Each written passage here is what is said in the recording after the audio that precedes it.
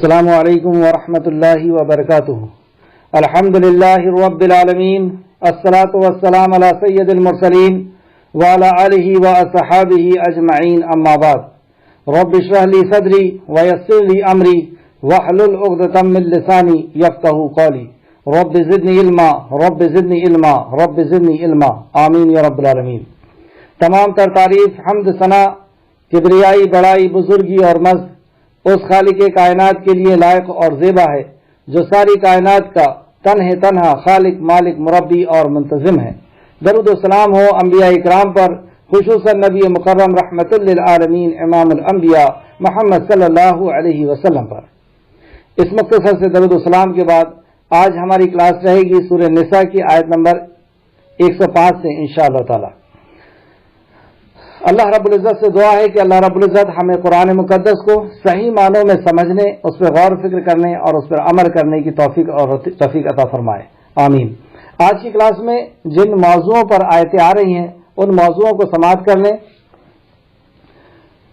کن موضوعوں پہ آیتیں آ رہی ہیں آج کی اس کلاس میں؟ سب سے پہلا قرآن کے نزول کا مقصد، دوسرا اللہ خیانت کرنے والوں کو پسند نہیں کرتا، یعنی کسی کا مال ہڑپ کر لینا یا کسی کے ساتھ کوئی خیانت کر لینا، کسی کے مال کو لے لینا۔ تیسرا گناہوں کو معاف کرتا ہے، اللہ رب العزت گناہوں کو معاف کرتا ہے۔ جب بندہ اللہ سے اپنے گناہوں کی توبہ کرتا ہے تو گناہوں کی شرائط کے ساتھ تو اللہ رب العزت بڑے سے بڑے گناہ کو بھی معاف کرتا ہے۔ چوتھا ہمیں جو تکلیف پہنچتی ہے وہ ہمارے گناہوں کی وجہ سے پہنچتی ہے، اور اس تکلیف پر اگر ہم صبر کرتے ہیں، شکر کرتے ہیں اور توحید پر رہتے ہیں تو اللہ رب العزت مومن کے گناہوں کو اس کا کفارہ بنا دیتا ہے، وہ تکلیف کی وجہ سے اس کے گناہ دھلتے ہیں۔ پانچواں حدیث بھی وحی الہی ہے، اللہ کی طرف سے نازل کی ہوئی ہے۔ جس طریقے سے قرآن کا نزول ہوا اس طریقے سے حدیث کا بھی نزول ہوا ہے، اس میں بھی آیتیں آئے گی۔ چھٹواں دو مسلمانوں کے بیچ صلح کرانے کا اجر۔ دو مسلمان بھلی وہ گھر کے ہوں یا خاندان کے ہوں، رشتہ داروں میں سے ہو، پڑوسی ہو یا جماعت کے اندر کے ہوں، عام مسلمان ہو، اگر یہ آپس میں رنجش رکھتے ہیں تو ان کے بیچ میں اگر صلح کرا دے تو اس کا کیا اجر ہے، اس کے تعلق سے ہوگا۔ ساتواں ہمیں قرآن و حدیث پر اس طرح ایمان لانا ہے اور اس طرح عمل کرنا ہے جس طرح صحابہ نے کیے، یعنی قرآن و حدیث کو ویسے سمجھنا ہے جیسے صحابہ اکرام نے سمجھے۔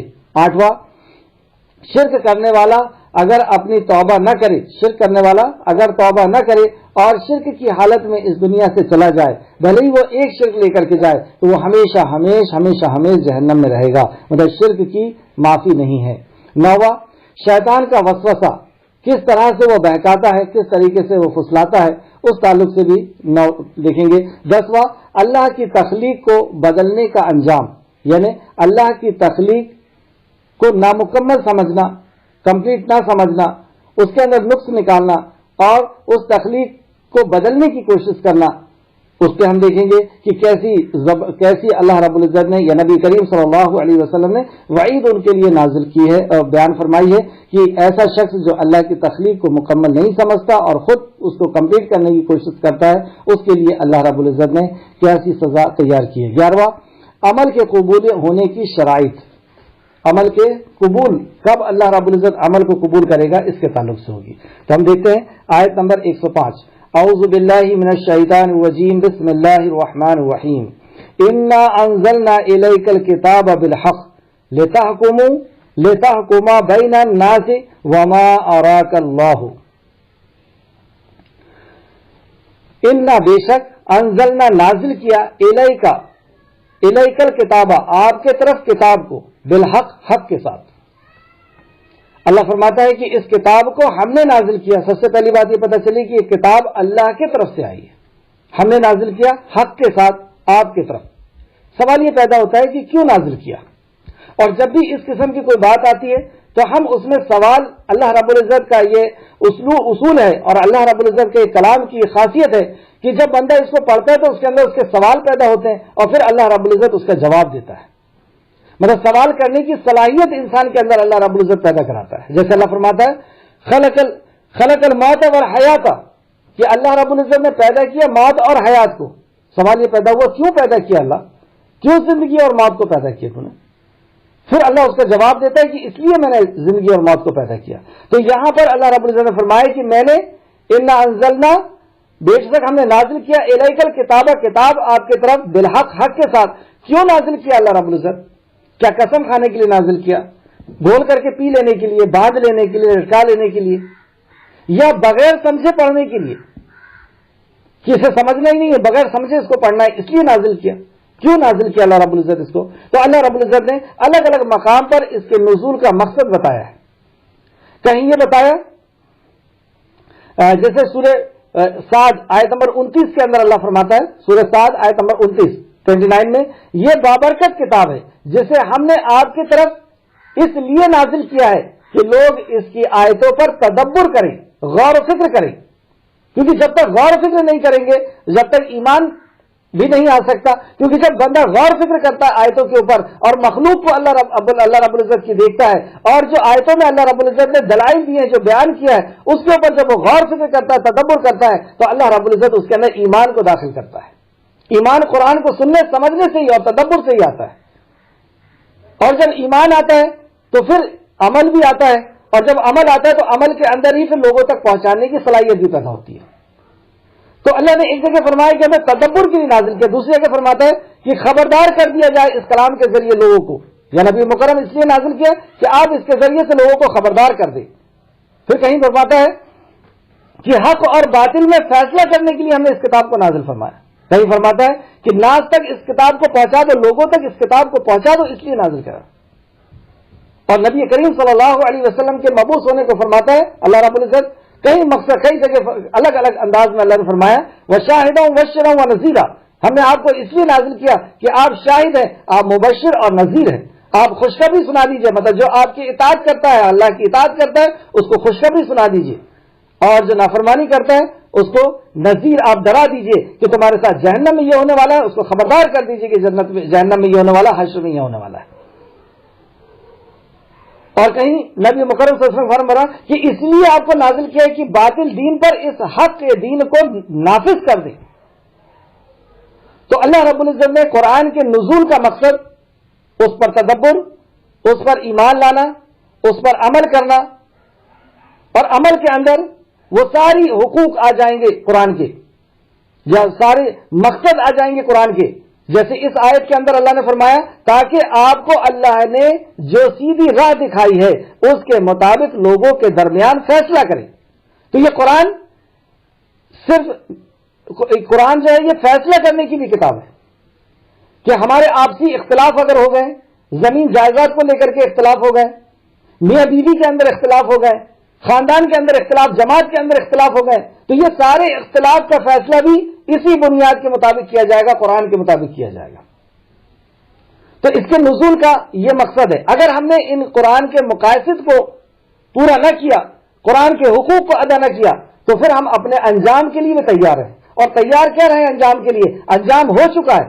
یہ جو عذاب اب ہمارے اوپر جو مسلط ہے اس کی وجہ یہی ہے کہ ہم نے اللہ کے کلام کے حق کو، پہلے تو اللہ کے حق کو نہیں جانا اور اس کے حق کو ادا نہ کیا، قرآن کے حق کو نہیں جانا، اس کے حق کو ادا نہ کیا، اور نبی کریم صلی اللہ علیہ وسلم کے حق کو بھی نہیں جانا اور ان کے بھی حق کو ادا نہیں کیا. تو انجام یہی ہے جو آج دنیا میں ہوا ہے. اور اس دنیا کے انجام جو حقیر دنیا اللہ رب العزت ہمیں نہیں دے رہا ہے، اور ہم یہ امید کرتے ہیں کہ اللہ رب العزت ہمیں جنت دے گا، تو ہم اپنے آخرت کے انجام کے لیے بھی تیار ہو جائیں جو اللہ رب العزت نے سورہ فرقان کی آیت نمبر 30 کے اندر فرمایا وقال الرسول یا ربی ان قوم اتخذوا هذا القرآن مہجورا. اے اللہ یہ میری امت کے وہ لوگ ہیں جنہوں نے قرآن کو مہجور کر دیا تھا، قرآن کو چھوڑ دیا تھا. قرآن کو چھوڑنے سے مراد یہی ہے کہ اس کے حقوق کو ادا نہ کرنا. بغیر سمجھے قرآن کو پڑھ رہے ہیں اور یہ سمجھ رہے ہیں کہ قرآن کا حق ادا ہو رہا ہے. کون سی کتاب ایسی ہے جس کو آپ بغیر سمجھے پڑھتے ہیں؟ اور کس کی سنت ہے یہ؟ کیا نبی مکرم نے بغیر سمجھے پڑھا؟ کیا صحابیوں نے، کیا تابعین اور تبع تابعین نے اس کو بغیر سمجھے پڑھا؟ کیا آپ کے علماء اس کو بغیر سمجھے پڑھتے؟ کیا ہم کر کیا رہے ہیں؟ اور اس کے بعد ہم سوچتے ہیں کہ ہماری دنیا اچھی ہوگی اور ہماری آخرت اچھی ہوگی. بہرحال تو یہاں پہ اللہ رب العزت نے جو بیان فرمایا کہ اس لیے نازل کیا کہ آپ اس کے ذریعے سے فیصلہ کریں. تو جو علماء ہوتے ہیں، جو منصف ہوتے ہیں، جو جج ہوتے ہیں، وہ آپسی اختلاف جب ان کے پاس جاتے ہیں، زمین جائیداد کے اختلاف بھی جانا بھی چاہیے ان کے پاس. آج کل تو ہم نے صرف یہ سمجھ لیا کہ علماء صرف نماز پڑھانے کے لیے اور خطبہ دینے کے لیے، جبکہ علماء ہماری زندگی کے ہر موڑ پر ہمیں رہنمائی کرنے کے لیے قرآن و حدیث کی روشنی میں. اگر میاں بیوی کے بیچ میں اختلاف ہو گیا ہے, زمین جائیداد کے بیچ میں اختلاف ہو گیا, بھائی بھائی کا, بہن بھائی کا, ماں باپ کے اندر اختلاف ہو گیا ہے, تو انہیں چاہیے کہ وہ وہاں جائیں, اور علماء کو چاہیے کہ وہ قرآن حدیث کی روشنی میں اس کا فیصلہ کریں. اور فیصلے کے تعلق سے نبی کریم صلی اللہ علیہ وسلم نے فرمایا, بخاری شریف کو بھی آپ دیکھ سکتے ہیں, بخاری شریف حدیث نمبر 2458, مسلم شریف حدیث نمبر 1713, اور مسند احمد جلد نمبر 6 حدیث نمبر 320 کہ جب فیصلہ لایا جاتا ہے, اس حدیث کا مفہوم میں بتا رہا ہوں, جب قاضی کے پاس فیصلہ لایا جاتا ہے, یا نبی مکرم کہتے ہیں کہ میرے پاس جب فیصلہ لایا جاتا ہے تو تمہارے دلائل کے مطابق میں فیصلہ دیتا ہوں. یعنی جو چرب زبان ہے, جو اپنی بات کو رکھنے میں زیادہ ایکسپرٹ ہے, جیسے آپ لوگ وکیل کو دیکھتے ہیں کہ وہ سچ کو جھوٹ اور جھوٹ کو سچ کرنے میں, اور دلیلوں کو پیش کرنے میں, پروف کو پیش کرنے میں, جھوٹ کو سچا دلیلوں کو لانے میں وہ ماہر ہوتا ہے. تو اگر تم نے ایسا کیا کہ اپنے مقدمے میں جھوٹ کا سہارا لیا اور تم اپنا مقدمہ جیت گئے, اپنا کیس جیت گئے, اور اس زمین کو ہڑپ لیا یا دکان یا گھر کو ہڑپ لیا, اس کا حق تم نے مار لیا, تو تم میرے سے جہنم کے ٹکڑے میں سے ایک ٹکڑا لے کر کے جا رہے ہو, تم جہنم کی آگ میرے پاس سے لے کر کے جا رہے ہو. تو مومن کو دوسری طرف یہ بتا بھی دیا گیا ہے کہ تم حق فیصلہ کرانے تو وہاں جا رہے ہو, لیکن وہاں پر جو فیصلہ ہو رہا ہے اصل میں فیصلہ تو اللہ کے پاس بھی ہوگا. وہاں سے ڈرو, اس مقدمہ لے جانے کے پہلے سوچ لو کہ ہم حق پر ہیں یا نہیں ہیں, اور نہیں ہے تو توبہ کر کے اور اللہ رب العزت کی طرف رجوع کرو. اس لیے آگے آیت آ رہی ہے, اور اللہ سے بخشش مانگو, بے شک اللہ بہت بخشنے والا, نہایت رحم کرنے والا ہے. فیصلہ کرنے کے بعد بھی یا فیصلہ کرانے کے بعد بھی اللہ سے بخشش مانگے کہ یہ فیصلہ صحیح تھا یا نہیں تھا. جیسے دو صحابہ کا واقعہ آتا ہے, جب دونوں صحابہ آپس میں اپنے فیصلے کو لے کر کے آئے, اور نبی مکرم صلی اللہ علیہ وسلم کی جب یہ بات سنی آپ نے کہ میں فیصلہ تو دے دوں گا, لیکن تم میں سے جو ناحق پر ہے وہ میرے سے جہنم کے ٹکڑے میں سے ایک ٹکڑا لے کے جا رہا ہے, تو وہ دونوں صحابہ بیٹھ کر کے رونے لگے اور کہا کہ نہیں, ہمیں یہ مقدمہ کرانا ہی نہیں, اور ہمیں مال چاہیے ہی نہیں, اور آپ تو جو چاہیں اس کو کر لیں. یہ مسند احمد کی حدیث. تو جب بندے کو اللہ رب العزت کا ڈر ہو جاتا ہے, اللہ کی آخرت کا یقین ہو جاتا ہے, مرنے کے بعد کی زندگی کا یقین ہو جاتا ہے, اللہ سے محبت ہو جاتی ہے, تو اللہ رب العزت کو کسی بھی قیمت میں وہ ناراض کرنے کا بارے میں نہیں سوچتا. آیت نمبر 107, اور آپ ان لوگوں کے طرف سے جھگڑا نہ کریں, اور آپ ان لوگوں کی طرف سے جھگڑا نہ کریں جو اپنے آپ کے خیانت کرتے ہیں. جو اپنے آپ سے خیانت کرتے ہیں, یعنی ان کی طرفداری کرنے سے یہاں پہ منع کیا جا رہا ہے, جو حق پر نہیں ہے, جو باطل پر ہیں, جو جھوٹی مقدمہ جیتنا چاہتے ہیں, یا کسی جائیداد کو یا کسی گھر کو یا کسی بھی جگہ کو وہ ہڑپ کر لینا چاہتے ہیں, اور جو حق پر نہیں ہے, ان کے لیے اللہ رب العزت نے یہاں پہ اصول نازل کیا قیامت تک آنے والے ایک ایک انسان کے لیے. اور آپ ان لوگوں کے طرف سے جھگڑا نہ کریں جو اپنے آپ پر خیانت کرتے ہیں, مطلب ان کے طرف آپ کو کھڑے نہیں ہونا ہے.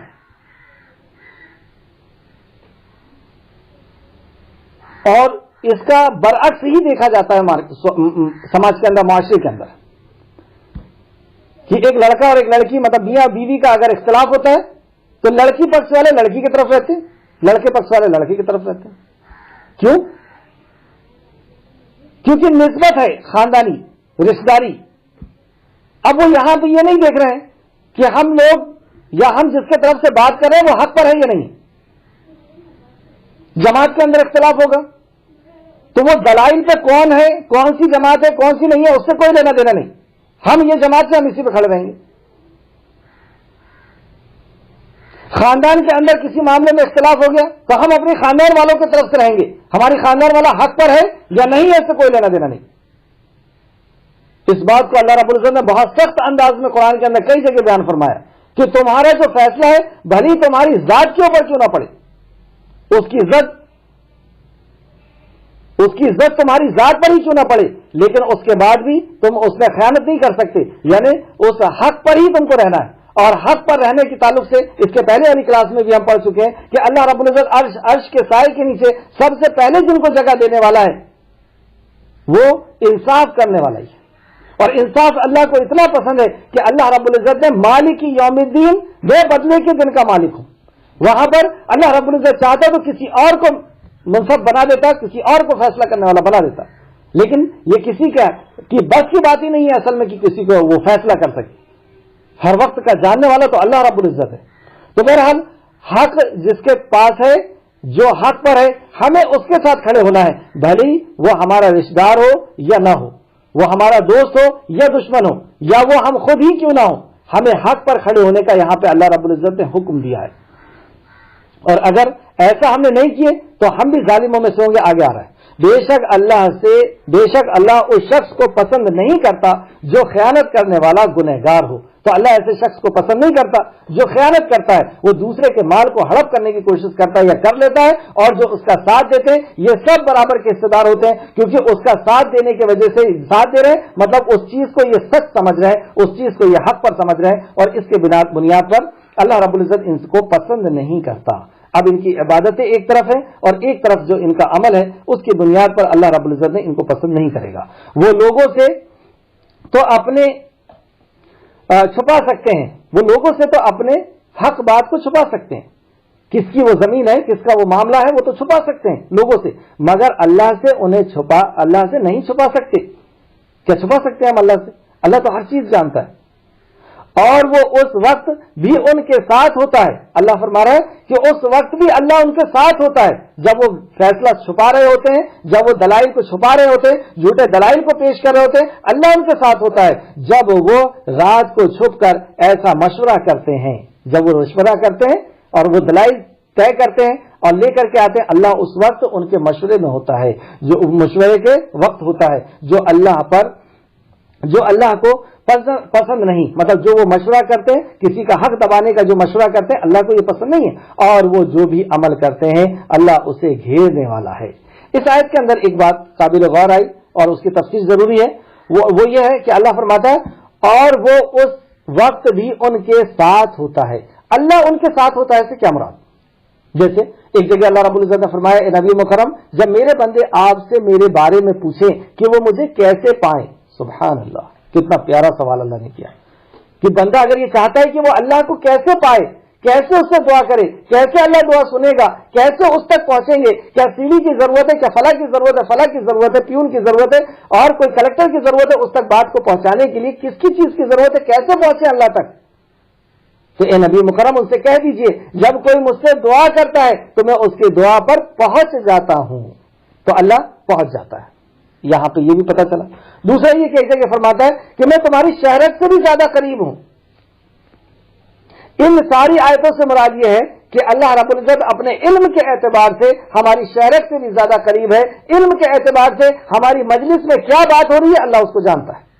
اپنے علم کے اعتبار سے جب ہم دعا کرتے ہیں تو وہ 7ویں آسمان کے اوپر ہونے کے باوجود بھی ہماری دعاؤں کو سنتا ہے. جب کوئی کالے رات میں کالے پہاڑ کے نیچے کوئی کالی چیوٹی چلتی ہے, وہ اللہ رب العزت اس کی بات کو بھی سنتا ہے, اس کی آہٹ کو بھی سنتا ہے, اور اس کی نقل و حرکت کو بھی دیکھتا ہے.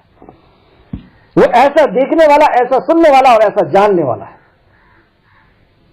جیسے آپ نے دیکھا ہوگا کہ نبی کریم صلی اللہ علیہ وسلم حجر مبارک میں ہے, ماں عائشہ صدیقہ رضی اللہ عنہ کے, اور ماں عائشہ صدیقہ رضی اللہ عنہ قرآن کے اس حجرے کے ایک کونے میں بیٹھی ہوئی ہیں, اور ایک طرف نبی کریم صلی اللہ علیہ وسلم ایک خاتون آتی ہے اور اپنے شوہر کے تعلق سے وہ بات کرتی ہیں کان میں دھیرے دھیرے, مطلب دھیرے دھیرے بات, کان سے مراد دھیرے دھیرے بات کرتی ہیں, اور وہ جو بات کر رہی ہوتی ہے اس کے فیصلے کے لیے اللہ رب العزت نے وحی نازل کر دی, اور وحی میں آیا کہ نبی مکرم آپ سے یہ آ کر کے اس طریقے سے بات کر رہی ہیں, یہ اپنا مسئلہ لے کر کے آ رہی ہے, اور پھر اس کا پورا خلاصہ اللہ نے کیا. ماں عائشہ صدیقہ رضی اللہ عنہ کہتی ہیں, دیکھیے وہ ولیوں کے سردار, اور اب دنیا میں ایک ادنا صحابی سے بڑھ کر کے کوئی ولی نہیں آ سکتا, اور ماں عائشہ صدیقہ رضی اللہ عنہ تو خواتین کی بھی سردار ہیں. اور وہ کہتی ہیں جیسے نبی مکرم نے فرمایا کہ جس طرح کھانے میں فلاں ایک کھانے کا نام لیا جو عرب کے اندر بہت مشہور ہے اور بہت زیادہ اس کی شہرت اور بہت زیادہ اس کی عظمت ہے, اس کھانے کا اللہ نبی کریم صلی اللہ علیہ وسلم نے اشارہ کر کے بتایا کہ تمہارے اوپر عائشہ کی فضیلت ایسی ہے جیسے کھانے میں اس کھانے کی ہوتی ہے. وہ عائشہ صدیقہ رضی اللہ عنہ کہتی ہیں کہ یا رسول اللہ, میں اسی کمرے کے اندر رہتے ہوئے آپ دونوں کی بات نہیں سن سکی, اور وہ 7ویں آسمان سے اس نے سن لیا. سبحان اللہ. اس سے کیا پتہ چلا کہ اللہ 7ویں آسمان پہ. دوسری دلیل نبی کریم صلی اللہ علیہ وسلم, اور وہ ایسا سننے والا ہے کہ ایک ولی उसी कोने में दूसरी जगह बैठ करके नहीं सुन पा रही है माँ आयशा, और अल्लाह रब्बुल इज्जत 7वें आसमान से अल्लाह ने बात को सुन ली और फैसला नाजिल कर दिया, वही नाजिल कर दिया। इस तरीके से मूसा अलैहिस्सलाम जब पहाड़ पर चढ़े तो अल्लाह ने कहा कि अपने जूते उतार दो, तुम मुकद्दस वादी तो में आ चुके हो, क्यों जूते उतरवा दो? क्योंकि वो नहीं जानते थे, उनके जूते के नीचे गंदगी लगी हुई थी। 7वें आसमान से उस गंदगी को जान लिया उस अल्लाह ने, और मूसा अलैहिस्सलाम जो वक्त के नबी हैं उन्हें नहीं पता चला, वो ऐसा देखने वाला और ऐसा सुनने वाला है। इसी तरीके से नबी करीम सल्लल्लाहु अलैहि वसल्लम मेराज के लिए कहां तशरीफ ले गए? आसमान पे तशरीफ ले गए, और आसमान पे अल्लाह रब्बुल इज्जत से बात हुई, और अल्लाह अर्श पर है। इसकी दलील क्या है? और अभी तक तो मैंने हदीसों से दलील दिया, सीरत से दलील दिया, अब आप कुरान की आयतों से दलील दें। अल्लाह रब्बुल इज्जत ने सूरह आराफ आयत नंबर 54 के अंदर फरमाया, सूरह आराफ आयत नंबर 54, सूरह यूनुस आयत नंबर 3, सूरह यूनुस आयत नंबर 3, सूरह ताहा आयत नंबर 5, सूरह ताहा आयत नंबर 5, सूरह फुरकान आयत नंबर 59, सूरह फुरकान आयत नंबर 59। क्या फरमाया यहां पर अल्लाह ने कि जिसने 7 दिनों में जमीन और आसमान को बनाया और अर्श पर मुस्तवी हुआ। अल्लाह रब्बुल इज्जत अर्श पर मुस्तवी है, जैसे उसकी शान को लायक है। अर्श को, कुर्सी को और जितनी भी चीजें, उन सबको अल्लाह ने थामे हुए। अल्लाह को किसी ने नहीं थामा हुआ, अल्लाह ने थामे हुए। अल हय्य अल क़य्यूम ला ताख़ुज़ुहु सिनतुन वला नौम। अल हय्य अल क़य्यूम कायम है और कायम करने वाला है, उसको किसी ने नहीं कायम किया, उसको किसी ने नहीं थामा। तो अर्श पर वो मुस्तवी है जैसे उसकी शान को लायक है, और उस अर्श को भी अल्लाह ने थामे हुए। तो अल्लाह रब्बुल इज्जत बज़ाते खुद अर्श पर है जैसे उसके शान के लायक है। कुछ लोगों का ये अकीदा है इस बात को लेकर के कि अल्लाह शरक से भी ज्यादा करीब है, और इस तरीके की जो आयतें आई है जो इल्म के ताल्लुक से थी, और उनका ये सोच बन गई जो बातिल सोच है और जो अकीदे के बिल्कुल खिलाफ है कि अल्लाह रब्बुल इज्जत, जैसे सूफी कहते हैं कि अल्लाह रब्बुल इज्जत एक एक जर्रे के अंदर है। जब एक एक जर्रे के अंदर है, मट्टी के एक एक कण के अंदर है, तो मट्टी की एक मूर्ति बना करके उसके सामने सजदा कर रहे हैं, दुआ कर रहे हैं, क्या गलत है? फिर मूर्ति पूजा क्यों गलत होगी? जब एक एक जर्रे के अंदर अल्लाह है तो वो नापाक जगह के अंदर भी क्या नाउज़ुबिल्लाह अल्लाह है? ये बिल्कुल बातिल, और इतना बातिल अकीदा है कि ला इलाहा इल्लल्लाह के अकीदे को उसने खत्म कर दिया। ला इलाहा यानी कोई इबादत के लायक नहीं, अल्लाह ने सारी मखलूक को एक तरफ कर दिया, इल्लल्लाह मगर अल्लाह की। इस अकीदे को जो कलमा जो हम पढ़ते हैं उसको ये अकीदा खत्म कर देता है। तो यहां से एक अकीदे की बहुत अहम बात पता चली कि अल्लाह रब्बुल इज्जत अर्श पर मुस्तवी है, लेकिन इल्म के एतबार से हमारी शरीयत से भी ज्यादा करीब है। हमारी मजलिसों में जो बात होती है, हमारे दिल के अंदर जो बात आती है, हम जो खुफिया उसकी मखलूक के खिलाफ जो फैसले करते हैं, जो तदाबीर करते हैं, जो प्लानिंग करते हैं, अल्लाह रब्बुल इज्जत उसको भी सुनता है और उसको भी जानता है। आयत नंबर 109, हाँ तुम लोगों ने यहां तक दुनिया की जिंदगी में तो उनकी, अच्छा हाँ देखिए यहां पे अल्लाह फरमाता है हाँ जिनका मुकदमा चल रहा है और आप उनकी तरफदारी कर रहे हैं, और गलत तरफदारी कर रहे हैं, क्योंकि वो आपकी खानदान का है या आपका रिश्तेदार है या फला है और या आपके घर का मेंबर है, इसलिए आप उसकी तरफदारी कर रहे हैं। तो अल्लाह रब्बुल इज्जत एक और अंदाज में समझाता है, हाँ तुम लोगों ने यहां मतलब दुनिया की जिंदगी में तो उन मुजरिमों की तरफ से झगड़ा कर लिया, मतलब उनके तरफ से तो तुमने वकील बन गए और अपनी बातें को रख दी। फिर कयामत के दिन अल्लाह के यहां उनके तरफ से कौन झगड़ा करेगा? मतलब दुनिया में तो बातिल की तरफ से तुम खड़े होकर के दुनिया में तो झगड़ा कर लिए, लेकिन हश्र के मैदान में अल्लाह रब्बुल इज्जत के सामने कौन झगड़ेगा? कौन उसके सामने आएगा? कौन उसको बचाएगा उसके जुर्म से? इसलिए अभी चाहिए कि हम अभी बचा ले, और दोस्ती का असल हक यही होगा, और रिश्तेदारी का असल हक यही होगा, और रिश्तेदारी का अदा करना यह होगा कि हम अपने रिश्तेदार को नाहक से अभी रोक लें, अभी अपने खानदान वालों को या अपने रिश्तेदार को अभी उसको नाहक से रोकें। कल हश्र के मैदान में हम नहीं रोक पाएंगे, और जब उसका अंजाम मिलेगा तो वो अंजाम ज्यादा सख्त होगा, वो हमेशा की आखिरत बर्बाद करने वाला होगा, या बहुत ज्यादा अल्लाह रब्बुल इज्जत की नाराजगी वाला होगा। अल्लाह हम सबको महफूज रखे। तो दुनिया में हम न लड़े, दुनिया में उसको रोकें, और जालिम को जुल्म से रोकना यह भी उसके लिए सदका है जो नबी मुकर्रम ने फरमाया। और कौन उनका वकील होगा कल हश्र के मैदान में? अल्लाह फरमाता है और कौन उनका वकील होगा?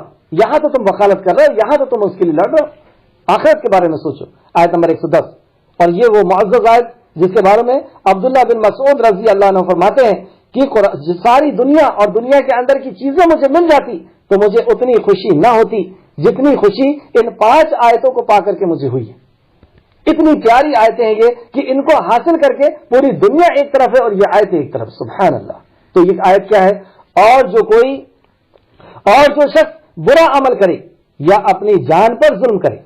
کوئی شخص برا عمل کرے اور جان پہ ظلم کرے، ہو سکتا ہے، اور یہ ہمارے ساتھ بھی ہوتا ہے، کیونکہ نبی مکرم صلی اللہ علیہ وسلم نے بھی اس کی وضاحت کی کہ انسان خطا کار ہے اور بہتر خطا کار وہ ہے جو توبہ کر لے. تو ہم سب خطا کار ہیں. ہمیں اصل میں اپنی خطا دکھتی اس لیے نہیں ہے کیونکہ ہم اپنا محاسبہ نہیں کرتے، ہم اپنے آپ کو چیک نہیں کرتے. ہم اپنے آپ کو جب سوتے ہیں تو اس وقت محاسبہ اپنا نہیں کرتے کہ ہم نے دن بھر میں کیا کیا. ذرا غور کریں کہ کس قدر ہمارا دن گناہوں سے لت پت گزرتا ہے، اور کیا فرشتہ جب عصر کے ٹائم میں لے کر کے جاتا ہے ہمارے اعمال نامے کو تو کیسے اعمال نامے کو لے کر کے جاتا ہے. غور کریں. اگر کوئی گناہ آپ کو ایسا لگتا ہے کوئی گناہ نہیں ہے تو ہم نے جو وقت کو ضائع کیا ہے، اور یہ وقت اتنا قیمتی ہے کہ اس سے زیادہ قیمتی چیز دنیا کے اندر کوئی نہیں بنی. یہ وقت ایسا ہے جو منٹ اور جو سیکنڈ آپ کی زندگی سے نکل گیا دنیا میں کبھی آپ کے پاس لوٹ کے نہیں آ سکتا. جو دن نکل گیا آپ لاکھوں روپے خرچ کر کے بھی اس کو واپس نہیں لے سکتے. عزت اور دولت مل سکتی ہے واپس اگر چلی جائے تو، لیکن وقت نہیں ملتا. اور اس وقت کا اللہ حساب لے گا حشر کے میدان میں. 5 سوال حشر میں ہوں گے، 3 سوال قبر میں ہوں گے، اور 5 سوال میں سے 2 سوال اسی وقت کے بارے میں ہوں گے، اپنی زندگی کہاں گزارا اور جوانی کہاں گزارا. یہ ہے ہمارا عمل.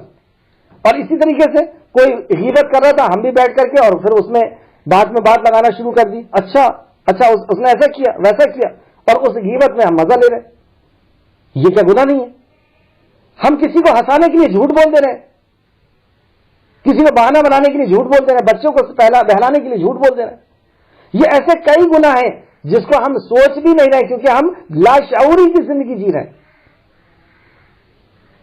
ہماری زندگی ایسی گزر رہی ہے کہ ہمیں ہوش ہی نہیں ہے کہ کیا اس کا حساب بھی ہونا ہے اس کے ایک ایک لمحے کا. تو یہ جب ہم گناہ کر لیتے ہیں یا اس سے بڑے کوئی گناہ کر لے، کوئی شیطان اس کو برگلا دے اور وہ کسی کے تعلق سے غلط گمان کرنے لگے یا غلط سوچنے لگے یا غلط کچھ کام کر دے کسی کے لیے، تو ایسے کوئی بڑا بھی گناہ کر لے تو اس کے بعد اب ہم کیا کریں؟ گناہ ہو گیا اب کیا کریں؟ تو اللہ رب العزت نے یہاں فرمایا اور جو شخص برا عمل کرے یا اپنی جان پر ظلم کرے پھر وہ اللہ سے بخشش مانگے تو وہ اللہ کو بہت بخشنے والا نہایت رحم کرنے والا پائے گا. سبحان اللہ. غلطی ہو گئی، انسان ہے، غلطی کا پتلا ہے، غلطی ہو گئی، اب کیا کریں؟ اب اللہ رب العزت کی بارگاہ میں حاضر ہو جائیں اور اس سے توبہ کر لیں. توبہ کی شرائط کے ساتھ. کیا ہے توبہ کی شرائط؟ کہ اللہ سب سے پہلی چیز تو ہم کو یہ دیکھنا ہوگا کہ یہ جو گناہ ہے یہ خالق سے ریلیٹڈ ہے یا مخلوق سے ریلیٹڈ ہے. اگر مخلوق کا حق ہم نے دبائے ہیں، مخلوق کی طرف سے ہم نے گناہ کیے ہیں تو پہلے مخلوق سے معافی مانگنا ہوگا، یعنی انسان. مخلوق سے مراد یہاں انسان. تو انسان کا اگر ہم نے حق دبائے ہیں، انسان کو ہم نے مارے ہیں یا انسان کی ہم نے عزت کو پامال کیے ہیں یا انسان کو ہم نے تکلیف پہنچایا تو پہلے اس سے معافی مانگنا ہوگا پھر اللہ سے. اور جب اللہ سے مانگیں گے تو وہاں پھر 3 شرطیں. سب سے پہلی ہے کہ جو گناہ کیے اس کا اعتراف کر لیں کہ ہاں خالق ہم سے یہ گناہ ہوا. دوسرا کہ پھر دوبارہ نہ کرنے کا ارادہ ہو، عزم ہو. تیسرا نیک کام کرنا، نبی مکرم کی اطاعت اور فرمانبرداری کرنا شروع کر دے جیسے سورہ آل عمران کی آیت نمبر 31 کے اندر فرمایا. اور پھر معافی مانگے تو اللہ رب العزت بڑے سے بڑے گناہ کو بھی معاف کرتا ہے. اس کے تعلق سے ایک بہت پیاری حدیث اور آج کی کلاس کی بہت اہم حدیثوں میں سے، کیونکہ اس کے بعد بھی ایک بہت ہی اچھی حدیث آ رہی ہے جو سب سے بڑی نیکی کے بارے میں بتائی ہے. یہاں پہ گناہ کو ختم کرنے کی حدیث دیکھیں. اسے مسند احمد نے روایت کیا ہے. مسند احمد جلد نمبر 1 مسند احمد میں یہ ہے، اور دوسرا آپ دیکھ سکتے ہیں تفسیر ابن کثیر جلد نمبر 2 صفحہ نمبر 181 کے اندر یہ حدیث ہے. امام احمد نے حضرت علی سے روایت بیان کیا ہے کہ میں جب بھی رسول کریم صلی اللہ علیہ وسلم کی کسی فرمان کو سنتا تو اللہ تعالیٰ جس قدر چاہتا مجھے اس سے نفع پہنچاتا. مطلب میں فرمان سنتا اور اس فرمان سے میں نفع اٹھاتا. مجھ سے یہ ابو بکر رضی اللہ عنہ نے بیان کیا. ابو بکر رضی اللہ عنہ سے حدیثیں آپ نے بہت کم سنی ہوگی، آج آپ سن لیجئے. اور حضرت ابو بکر اس کے راوی ہے، شاید اس کی وجہ سے یہ حدیث آپ کو یاد رہے.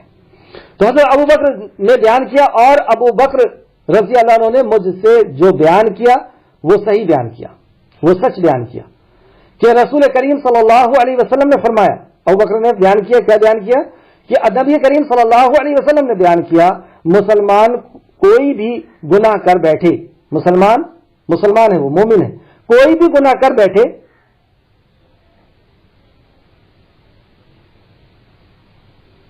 پھر وضو کرے اور 2 رکعت نماز پڑھے. کوئی بھی گناہ اس سے ہو گیا سردر، اب گناہ کرنے کے بعد اسے ہوش آیا کہ یہ میں نے کیا کر لیا، یہ تو بغاوت تھی اللہ کی، یہ تو اللہ کے قانون کے ساتھ مخالفت تھی، یہ تو اللہ کی شریعت نبی کی مکرم کی مخالفت ہو گئی مجھ سے. اب وہ گھبرا رہا ہے تو اب وہ کیا کرے؟ وضو کرے اور 2 رکعت نماز پڑھ لے اور اللہ تعالیٰ سے اس کے گناہوں کی معافی مانگے تو اللہ تعالیٰ اسے معاف فرما دیتا ہے. سبحان اللہ، کتنا آسان کر دیا. اور اس سے پیاری آیت اور کیا ہو سکتی ہے کہ تم جو گناہ کرتے ہو اعتراف کر لو. اعتراف، اصل میں آدمی اعتراف نہیں کرتا، قبول نہیں کرتا، غلطی کرتا ہے اس کے اوپر اڑ جاتا ہے. آگے 2 آیتیں اور آ رہی ہیں کہ جب غلطی نہیں کرتا تو کیا کیا اس کے ساتھ ہوتا ہے. دوسرا ایک اور آیت دیکھتے ہیں ہم، سورہ آل عمران کی آیت نمبر 135 لکھ لیں، سورہ آل عمران آیت نمبر 135. اور وہ جب کوئی کھلا گناہ اپنے حق میں وہ کر لیتے ہیں تو وہ بیٹھے نہیں رہتے، وہ اللہ رب العزت سے توبہ کرتے ہیں. ایک چیز تو یہ ہوتی ہے کہ جب بندہ گناہ کرتا ہے تو اللہ رب العزت سے توبہ کر لیتا ہے. دوسری کنڈیشن یہ ہوتی ہے کہ وہ گناہ کر کے توبہ نہیں کرتا کیونکہ وہ اس گناہ کو بہت ہلکا سمجھ رہا ہے یا اس کو اس گناہ کا لحاظ ہی نہیں ہے، اسے ہوش ہی نہیں ہے کہ یہ گناہ بھی ہے، علم ہی نہیں ہے اس کے پاس کہ یہ گناہ کر رہا ہوں میں. اس لیے علم کا ہونا ضروری ہے، تب ہم گناہ کو بھی جان پائیں گے. علم نہ ہونے کی وجہ سے اکثر یہ ہوتا ہے کہ چھوٹے چھوٹے مسئلے آدمی پوچھتا ہے اور بڑے بڑے گناہ کر رہا ہوتا ہے. مچھر کا مسئلہ پوچھ رہا ہے اور اونٹ کھا رہا ہے، ایک مثال کے طور پر. تو علم نہ ہونے کی وجہ سے بڑے بڑے گناہ کرتا ہے، اس کو ہوش بھی نہیں ہوتا،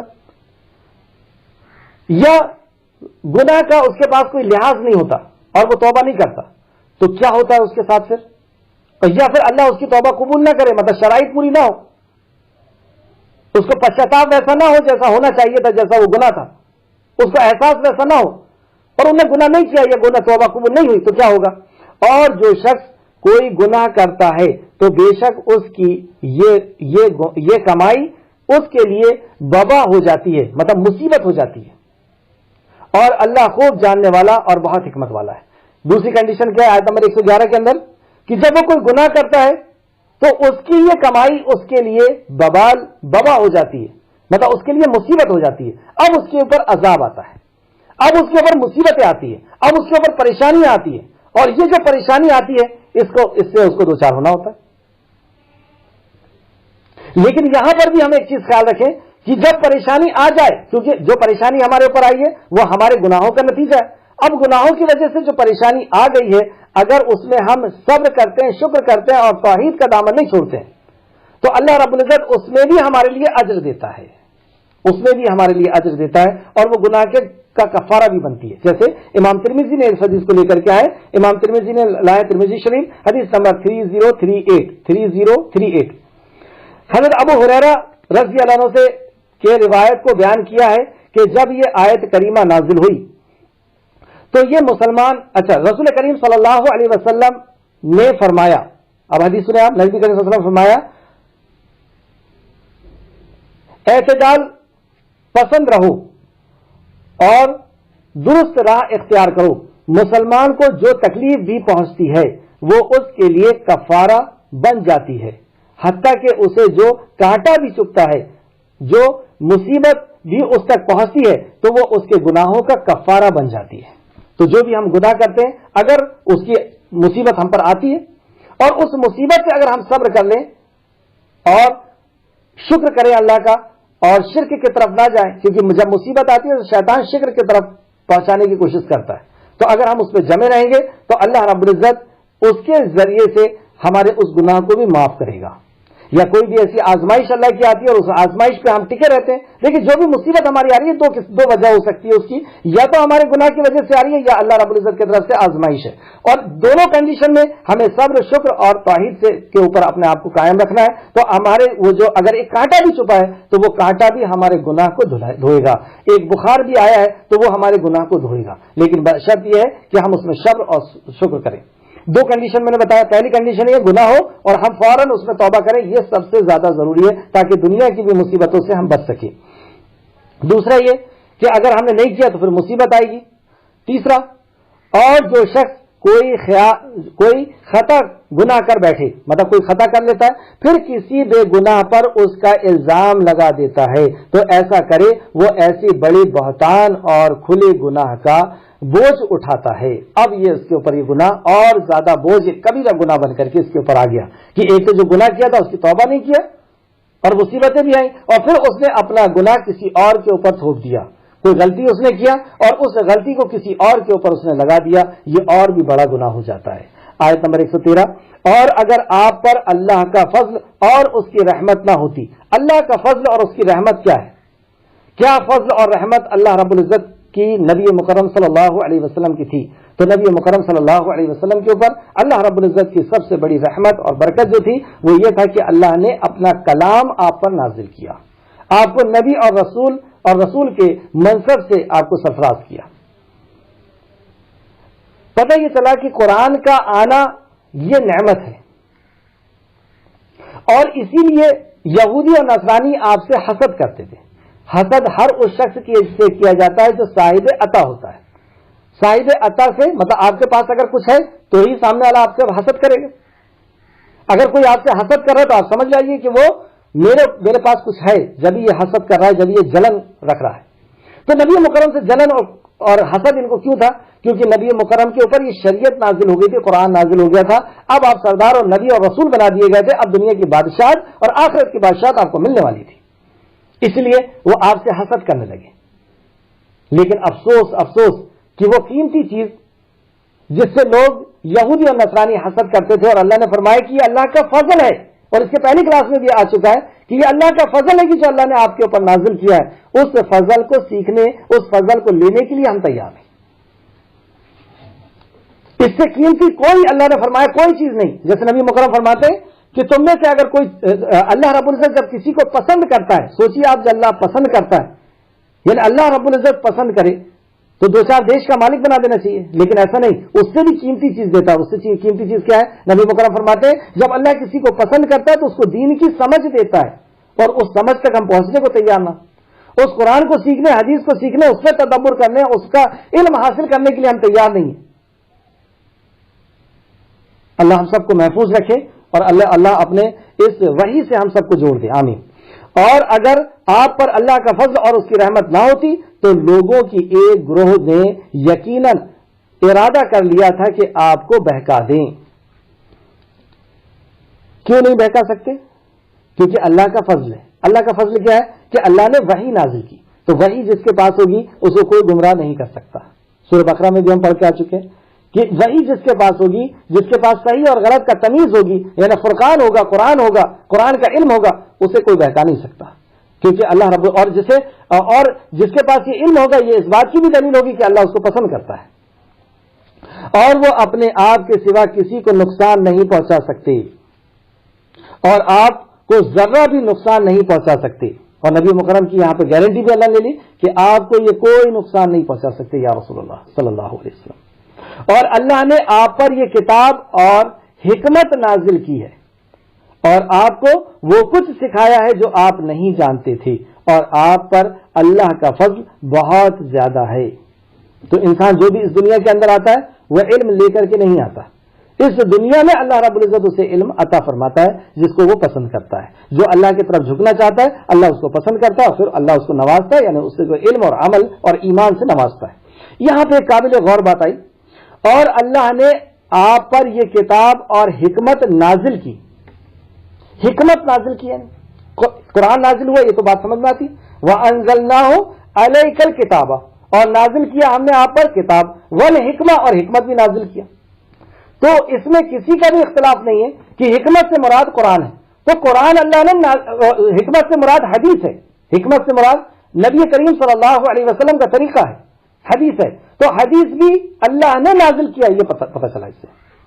اور اس کے علاوہ بھی آپ دوسری جگہ دیکھ سکتے ہیں کہ اللہ رب العزت سورہ نجم آیت نمبر 3 کے اندر فرمایا، 3 اور 4 میں، وَمَا يَنطِقُ عَنِ الْهَوَىٰ إِنْ هُوَ إِلَّا وَحْيٌ يُوحَىٰ، کہ یہ اپنے نفس خواہش سے کچھ نہیں کہتے، یہ تو وہی کہتے ہیں جو وہی ان کے اوپر نازل کی جاتی ہے۔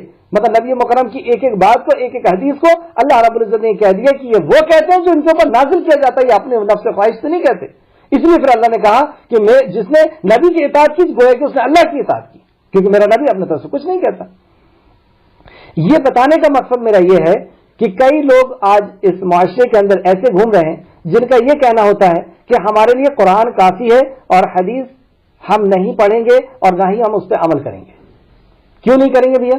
تو ان کا یہ جواب ہوتا ہے کہ قرآن محفوظ ہے، حدیث محفوظ نہیں ہے، جبکہ اللہ نے حدیث بھی محفوظ کیا ہے۔ ورنہ اللہ یہ نہیں فرماتا اطیعوا اللہ واطیعوا الرسول ولا تبطلوا اعمالکم، اللہ کی اطاعت کرو، اللہ کے نبی کی اطاعت کرو اور اپنے عمل کو ضائع مت کرو۔ تو قیامت تک کے لیے آیت آ گئی ہے، تو قیامت تک ہمیں اللہ کی اور اللہ کے نبی کی اطاعت کرنا ہوگا، اور بغیر نبی کی اطاعت کیے ہوئے آپ قرآن کو سمجھ ہی نہیں سکتے۔ قرآن میں آیا نماز پڑھو، کیسے پڑھو گے؟ قرآن میں آیا زکات دو، کیسے دو گے؟ قرآن میں آیا روزہ رکھو، قرآن میں آیا حج کرو، کیسے کریں گے؟ قرآن میں آیا کہ کسی نے اگر چوری کر لیا تو اس کے ہاتھ کاٹ دو، کہاں سے کاٹو گے؟ کتنا کاٹو گے؟ کتنی چوری پہ کاٹو گے؟ تو ہر چیز کو، ہر آیت کو نبی کریم صلی اللہ علیہ وسلم نے سمجھایا ہے اور صحابہ نے اس میں پریکٹیکل کر کے دکھا دیا، عمل کر کے دکھا دیا۔ بس اب وہ سروت ختم ہو چکا۔ علم حاصل کرنے کا یا علم کا نکلنے کا جو سروت ہے بس وہ تین ہی ہے، یا تو اللہ کا کلام یا نبی کا فرمان یا صحابہ نے اس پہ عمل کر کے اس وقت دکھا دیا۔ تو یہ باطل ان کا عقیدہ ہے کہ ہم حدیث سے ہم کو کوئی لینا دینا نہیں، مطلب ان کے پاس اللہ کے نبی کا کوئی مقام و مرتبہ نہیں، اللہ کے نبی کی بات کا، اللہ کے نبی کی حدیث کا کوئی مقام و مرتبہ نہیں۔ یہ جہالت ہے۔ اور بھی اس کی بہت ساری دلائل ہیں، وقت کی قلت کی وجہ سے میں صرف اشارہ آپ کو کر دینا چاہتا ہوں کہ حدیث اور قرآن دونوں پر ہم کو عمل کرنا ہے، ورنہ ہمارے عمل قبول نہیں کیے جائیں گے۔ آگے دیکھتے ہیں آیت نمبر 114۔ ان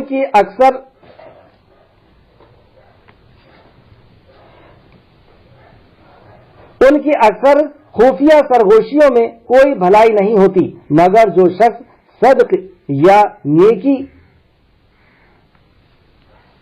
یا لوگوں کے درمیان فیصلہ کرانا چاہتا ہے یا فیصلہ کا حاکم بننا چاہتا ہے، اور جو کوئی اللہ کی رضا حاصل کرنے کے لیے ایسا کرے تو ہم اسے جلد بہت بڑا اجر عطا فرمائیں گے۔ جو وہ خفیہ سرگوشیاں کرتے ہیں اس میں خیر نہیں، لیکن اللہ فرماتا ہے کہ وہ سرگوشی جس میں وہ صدق دل سے حاضر ہوتے ہیں اور وہ جو بات کرتے ہیں اس کے اندر ان کے اندر اخلاص ہوتا ہے، اللہ کی رضا کے لیے کرتے ہیں، اور وہ دو بھائیوں کو جوڑ دینا چاہتے ہیں، یعنی اختلاف کو ختم کر دینا چاہتے ہیں، دو مسلمان کے بیچ کے اختلاف کو ختم کر دینا چاہتے ہیں۔ تو اگر ایسا وہ کرتے ہیں تو اللہ کیا فرماتا ہے؟ تو ہم اسے جلد بہت بڑا اجر عطا فرمائیں گے۔ مطلب دو مسلمان کو آپس میں اختلاف کا ختم کروا دینا، کسی بدگمانی کی بنیاد پر یا کسی بھی غلط سوچ کی وجہ سے، یا کسی نے بھڑکا دیا تھا، کسی نے غلط چیز بتا دی تھی اور دو لوگوں میں رنجش پیدا ہو گئی، برائی پیدا ہو گئی، تو ان کے اندر ہم صلح اگر کروا دیتے ہیں تو اللہ رب العزت فرماتا ہے کہ بہت بڑا اجر دوں گا۔ اچھا یہ کون سا اجر دینے والا ہے اللہ بہت بڑا؟ چلے ہم نبی کریم صلی اللہ علیہ وسلم سے پوچھتے ہیں۔ نبی کریم صلی اللہ علیہ وسلم کی حدیث دیکھیں، اور بہت پیاری حدیث ہے، ابو داؤد نے اس کو لے کر کے آئے، حضرت ابو داؤد حدیث نمبر 4919 ترمذی شریف حدیث نمبر 2509 اور امام احمد نے بھی اس کو روایت کیا ہے مسند احمد کے اندر، جلد نمبر 6 حدیث نمبر 444 اور جلد نمبر 6 حدیث نمبر 445 اور 445۔ امام احمد نے ابو دردہ رضی اللہ عنہ کی روایت کو بھی بیان کیا ہے، اور وہ کہتے ہیں کہ رسول کریم صلی اللہ علیہ وسلم نے فرمایا، کیا میں تمہیں ایک ایسا عمل نہ بتاؤں جو درجے کے اعتبار سے نماز، زکات اور روزہ اور زکات سے بھی افضل ہے؟ اللہ اکبر! کیا کہہ دیا نبی کریم صلی اللہ علیہ وسلم نے۔ صحابہ اکرام اس کو سن کر کے اور ایکسائٹڈ ہو گئے اور کہتے ہیں یا رسول اللہ ضرور آپ ہمیں وہ عمل بتائیں۔ آپ سوچئے کہ نماز پڑھنا کتنی قربانیاں دینا ہوتا ہے۔ کوئی نوکری کی قربانی دے رہا ہے، کوئی دکان کی قربانی دے رہا ہے، کوئی گراہکوں کو چھوڑ رہا ہے اور وقت کی پابندی کے ساتھ نماز پڑھنے جا رہا ہے۔ فجر کے وقت اٹھ کر کے، یعنی جو نیند ہمیں سب سے زیادہ پیاری ہے اس وقت کو وہ چھوڑ کر کے اور نماز پڑھنے کے لیے وہ جا رہا ہے، غسل کرنے کی حاجت ہو رہی کر کے جا رہا ہے، کتنی مشکل سے وہ عمل کو کر رہا ہے۔ اور دوسرا روزہ وہ بھوکا اور پیاسا رہ رہا ہے اللہ رب العزت کی رضا کے لیے. یہ عمل کا درجہ کتنا ہونا چاہیے. اور وہ تیسرا عمل کہ لاکھوں روپے وہ اپنی محنت کی کمائی سے کما رہا ہے اور وہ اسے اپنا نہیں سمجھ رہا, اس کو وہ زکات دے رہا ہے, لوگوں کا حق سمجھ کر کے اس کو بانٹ رہا ہے. کتنے بڑے عمل ہی ہیں. لیکن نبی مکرم صلی اللہ علیہ وسلم فرماتے ہیں کیا اس سے بھی بڑا عمل درجے کے اعتبار سے میں تمہیں بتاؤں؟ اللہ اکبر. پھر نبی کریم صلی اللہ علیہ وسلم سے صحابہ نے کہا یا رسول اللہ ضرور بتائیں. تو وہ عمل نبی مکرم صلی اللہ علیہ وسلم نے فرمایا, آپ نے فرمایا وہ عمل لوگوں میں صلح کرا دینا ہے, لوگوں میں, مسلمانوں میں آپس میں صلح کرا دینا ہے. اور فرمایا لوگوں کے باہم تعلقات کو خراب کر دینا. مطلب اس کا الٹا بتا رہے ہیں, ایک تو صلح کرانا ہوتا ہے اور ایک ہوتا ہے درار پیدا کرنا, ایک ہوتا ہے لڑائی کروانا, ایک ہوتا ہے ایک دوسرے کے اندر بغض اور عداوت کو پیدا کرنا, ایک ہوتا ہے ایک دوسرے کے اندر بدگمانیوں کو پیدا کرنا اور ایک دوسرے کے اندر نفرتوں کو ایک دوسرے کے لیے پیدا کرنا اور اپنے لیے جگہ بنانا. ہم کسی دوسرے کی برائی کرتے ہی اس لیے ہیں کہ وہ جگہ اس کی ہٹ جائے اور وہاں پہ میں بیٹھ جاؤں. اس کی بہت زیادہ عزت ہو رہی ہے جماعت کے اندر, اس کی بہت زیادہ خاندان کے اندر عزت ہو رہی ہے, چلو اس کے کیڑے نکالنا شروع کرو, اس کی برائیاں کرنا شروع کرو تاکہ اس کی سماج کے اندر سے یا خاندان کے اندر سے یا جماعت کے اندر سے عزت ختم ہو جائے گی اور میری عزت ہو جائے گی. یہ بھی ہم شاید ہم اس کو پڑھ کر کے آ چکے ہیں. یہ سورہ یوسف کے اندر اس کا خلاصہ آئے گا کہ ایسا بالکل نہیں ہے. ہم جو جس پوزیشن میں ہوتے ہیں وہ پوزیشن بھی اللہ رب العزت ہماری چھین لیتا ہے. ہماری غیبت کرنے کی وجہ سے, ہماری چغلی کرنے کی وجہ سے, ہمارا کسی کو نیچے دکھانے کی وجہ سے ہماری پوزیشن بڑھتی نہیں ہے. جو پوزیشن ہوتی ہے اس سے بھی اللہ رب العزت گرا دیتا ہے. یہ اللہ کا قانون ہے. تو جو ایسا کرتا ہے, جو رنجشیں پیدا کرتا ہے, اس کے تعلق سے اللہ نبی مکرم آگے فرماتے ہیں لوگوں کے مابین یعنی ان کے آپس میں تعلقات کو خراب کر دیتا ہے. تو ایسا عمل ہے یہ ایسا عمل ہے جو تباہ اور برباد کر دیتا ہے. یہ عمل انسان کو تباہ اور برباد کر دیتا ہے, دنیا کی زندگی میں بھی اور آخرت کی زندگی میں. اب ہم اس آیت اور اس حدیث کے مطابق اپنی زندگی کا جائزہ لیں کہ آج معاشرے میں کیا چل رہا ہے. شام کو کاروبار کر کے لڑکا لوٹا اور ماں اس کی بہو کے خلاف بات کرنا شروع کہ ان میاں بیوی کے اندر رنجش پیدا ہو جائے. یہ میاں بیوی کے اندر رنجش پیدا کرانا یہ شیطان کا کام ہے اور شیطان بہت خوش ہوتا ہے اس سے. یا بیوی جیسی شوہر آیا اس کی ماں کے خلاف بتانا شروع کر دی کہ تمہاری ماں نے ایسا کی, تمہاری ماں نے ایسا کی. یا بھائی بھائی کے بیچ میں رنجش ڈلوا رہے ہیں گھر کے اندر ہی. یہ گھر کے اندر یہ کام چل رہا ہے. اور کچھ لوگ باہر کرتے, کچھ لوگ جس کمپنی کے اندر کام کر رہے ہیں, جس دکان کے اندر کام کر رہے ہیں, وہاں ایک دوسرے کو لڑانے کے لیے لگے ہوئے, ایک دوسرے کی چغلی, غیبت اور حسد ان کے ساتھ رکھنا. اور کچھ لوگ جماعت کے اندر لگ کرتے ہیں. کوئی کسی کو برداشت کرنے کو تیار نہیں ہے. نہ عالم مؤذن کو برداشت کرنے کے لیے تیار ہے, نہ مؤذن عالم کو, نہ مقتدی عالم کو برداشت کر رہا ہے, نہ عالم مقتدیوں کو برداشت کر رہا ہے. ایک عجیب ماحول ہو گیا ہے. جس فیلڈ میں بھی آپ جا کر کے دیکھیں تو اس طریقے سے دین کے ساتھ اور شریعت کے ساتھ ناانصافی یا شریعت کو پامال کیا جا رہا ہے. اور یہی سزا, یہی وجہ ہے کہ آپ نہیں دیکھیں گے کہ مسلمان اتنی بدترین زندگی بھی کبھی جیا ہوگا. اس زندگی پہ اللہ رب العزت نے ہمارے اعمال کی بنیاد پہ ہم کو لا کر کے کھڑا کر دیا ہے.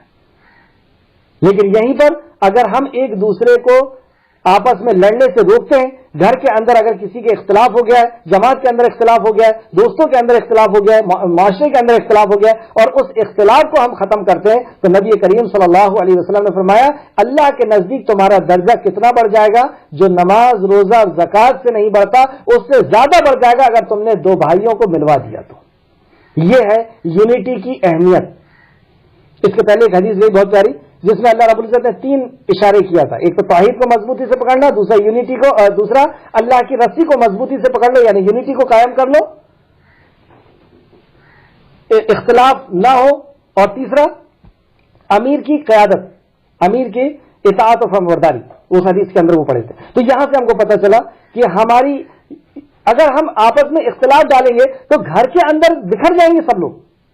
میاں بیوی بکھر جائیں گے, ماں سے بچہ بکھر جائے گا, بھائی بھائی سے بکھر جائے گا. اور یہی کام اگر جماعت میں کریں گے تو جماعت بکھر جائے گی, دکان میں کریں گے تو دکان بکھر جائے گی, کمپنی کے اندر کریں گے تو کمپنی بکھر جائے گی.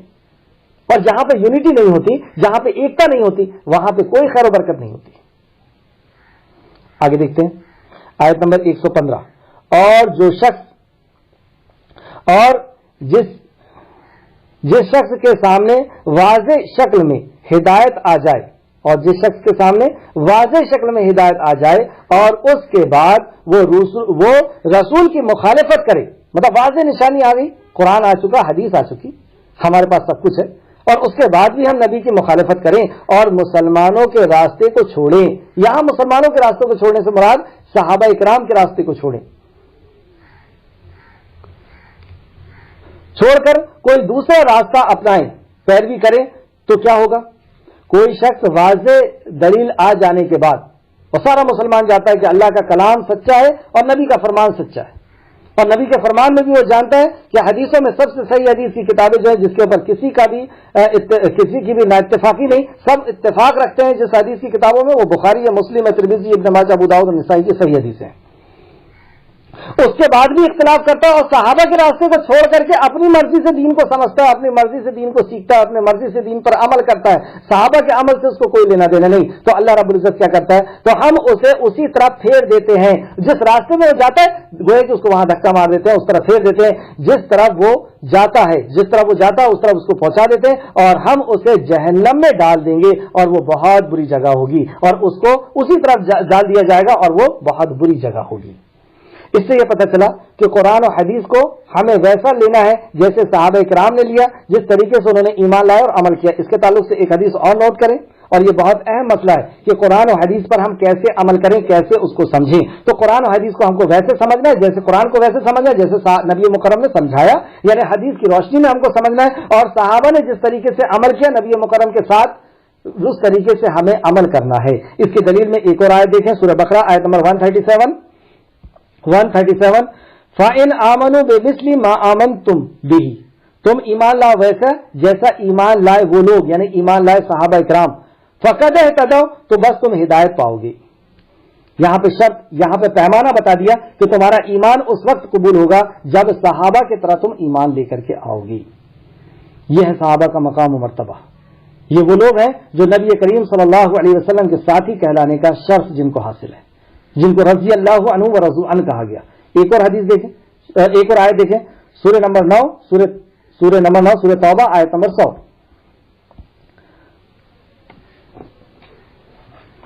والسابقون والاولون من المہاجرین والانصار، وہ پہل جنہوں نے ایمان لے کر کے آئے، اور وہ پہل کون؟ مہاجرین والانصار، جو مہاجر ہیں، جو انصار ہیں، جنہوں نے پہل ایمان لایا اور ہجرت کی۔ اور دونوں بات کو یہاں پہ اللہ رب العزت نے لے کے آ گیا کہ بعد والے ہجرت جو کرتے ہیں ان کو مت لے لینا، یہاں پہل اس لیے کہہ دیا سابقون اولون، کہ یہ سابقون اولون تو وہ لوگ ہیں جنہوں نے شروع میں اسلام قبول کیا اور شروع میں ہجرت کی، اور انصار جنہوں نے ان کی مدد کی۔ انصار کہتی ہے اس کو ہے جو مدد کرتا ہے، تو جنہوں نے مکہ سے جب وہ مدینہ آئے تھے تو جنہوں نے ان کی مدد کی، الذین تبعوہم، بس جنہوں نے ان کی اچھی طرح اتباع کی، تبعوہ، جنہوں نے ان کی اچھی طرح اتباع کی، کس کی؟ سابقون اور اولین کی، مطلب وہ مہاجر اور انصار، وہ صحابہ کی جس نے اچھی طرح اتباع کی، بے احسان کے ساتھ جس کی اتباع کی، رضی اللہ عنہ و رضوا عنہ، اللہ ان سے راضی ہو گیا، وہ اللہ سے راضی ہو گئے۔ تو اللہ کو اگر راضی کرنا ہے تو یہاں پہ کیا اصول بتایا گیا کہ سابقون اور اولون، یعنی وہ مہاجر، وہ انصار جو شروع کے جو صحابہ ہیں، ان کی اچھی طریقے سے اتباع کرو، اخلاص کے ساتھ، ان کے بے احسان کے ساتھ ان کی اتباع کرو، اچھی طرح ان سے اتباع کرو، تو اللہ تم سے راضی ہو جائے گا، تم اللہ سے راضی ہو جاؤ گے، رضی اللہ عنہ و رضوا عنہ۔ تو یہاں سے یہ آیت بہت اہم ہے کہ ہمیں قرآن و حدیث کو کس طریقے سے لینا ہے، جس طریقے سے صحابہ کرام نے، جس قرآن کو جس طریقے سے نبی نے سمجھایا، صحابہ نے سمجھا اور عمل کر کے دکھایا، اور ہمیں نبی مکرم کے ساتھ صحابہ کرام کی بھی اطاعت اور فرمانبرداری کا حکم دیا گیا، مطلب ویسے ایمان لانا ہے جیسے صحابہ نے لائے، ویسے عمل کرنا ہے جیسے صحابہ نے کیے، ویسے قرآن و حدیث کو سمجھنا ہے، مطلب اپنی عقل سے نہیں سمجھ سکتے، ہم اپنی عقل سے قرآن و حدیث کو نہیں سمجھ سکتے۔ اگر قرآن کو اپنی ہی عقل سے سمجھنا ہوتا تو نبی کریم صلی اللہ علیہ وسلم کو نہیں پہنچاتا۔ اللہ رب العزت تو اتنی تکلیفیں نبی مکرم نہیں برداشت کرتے، پوری زندگی آپ دیکھ لیجئے کس قدر تکلیفیں نبی مکرم نے برداشت کی۔ تو ہمیں قرآن کو ویسے سمجھنا ہوگا جیسے نبی مکرم نے سمجھائے، اور ویسے عمل کرنا ہوگا نبی مکرم کے ساتھ رہ کر کے صحابہ نے عمل کر کے دکھا دیا۔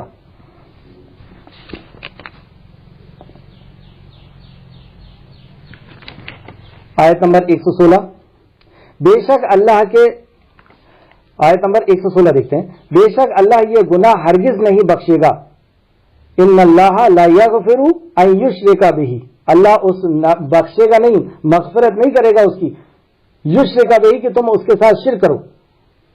واہ اللہ اکبر، یہ ایک ایسا گناہ ہے شرک جو پچھلی نیکیوں کو بھی ختم کر دیتا ہے۔